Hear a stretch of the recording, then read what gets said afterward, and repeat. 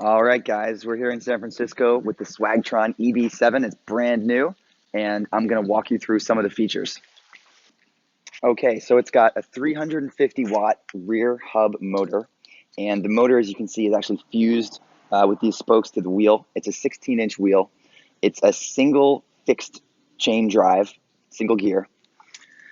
It's got 16-inch wheels, as I said. Up front, we've got a headlight.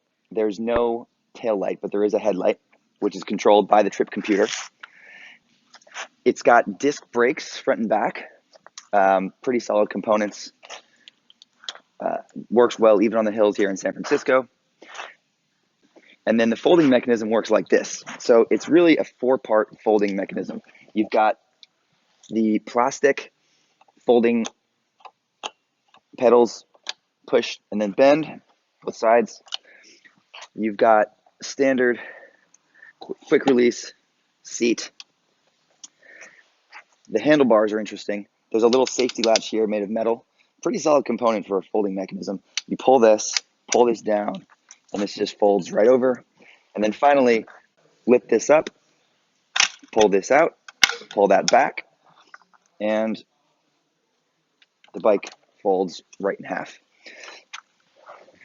Okay, so when it's folded, it's not that easy to lift. It weighs about 45 pounds. And let me show you, easy enough for a guy, but would definitely be a little bit of work for a girl. I shouldn't have said that. All right.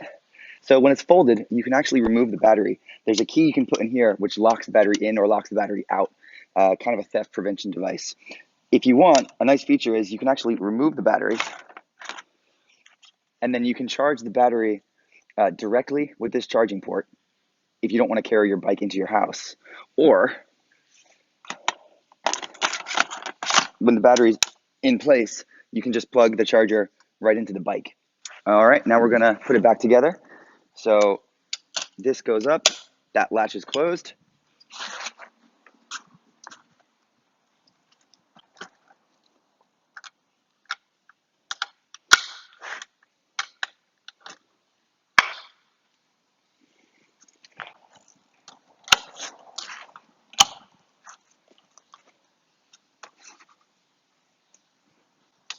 And that's it. So the ride comfort is pretty good. It's obviously got this rear suspension, and then it's got really more of a comfort seat. It's actually pretty soft and squishy. Nice to sit on. The one thing, probably not good for riders over maybe 6'3" or 6'4". Personally, I am 6'2", and I'm pretty much maxing out the seat. Post is not that long. Also, one strange design element, the seat can't actually go all the way in because it hits the frame down here. Personally, I might have preferred not to have the rear suspension just to save some weight and make it a little more compact, but it does add to the ride comfort. I'm gonna get this thing going.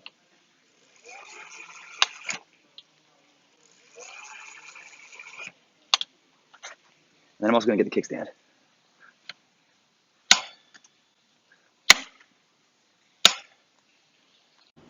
Here on the left side of the handlebar, there is a little trip computer. It's backlit and it has all the standard readouts like battery level, current speed, odometer, and then it also has control for these 4 different speed modes, which I will walk through a little bit later. So there's a horn right here. I do wish it sounded a little more like a horn or a bell, which people are used to. All right, now we're gonna go take this thing for a spin. We're gonna do a road test in San Francisco. So there are 4 power modes that you can select from the trip computer. The first mode is pedal assist. The other 3 modes let you use the twist throttle. As far as I can tell, the only difference between the 3 modes is the top speed, not the actual amount of power being supplied. I've also found that the automatic pedal assist isn't that smooth or quick to kick in, so you're probably going to want to use the other 3 modes and manually control the throttle. Even then, there is maybe a half-second delay between when you hit the throttle and when the power kicks in, so just something to get used to. The top speed with throttle alone is 18.6 miles per hour, and that's really only going to work on flat ground. The range is quoted as 15 miles on battery power alone, and 2 or 3 times that if you're pedaling. But if you're hill climbing or starting and stopping a lot, I expect you'll see less. But the most important thing for me as a commuter in a city with big hills is really the hill climbing ability. And frankly, that's one of the best reasons to buy an e-bike. So here I am heading up one of the streets in North Beach, and you can see the gradient is about 20 degrees here, maybe more. And there's really no problem. The pedal assist really just gets you up those hills.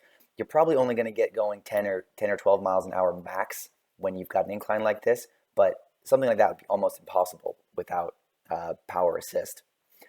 Going downhill also really important, and fortunately the EB-7 has these dual disc brakes.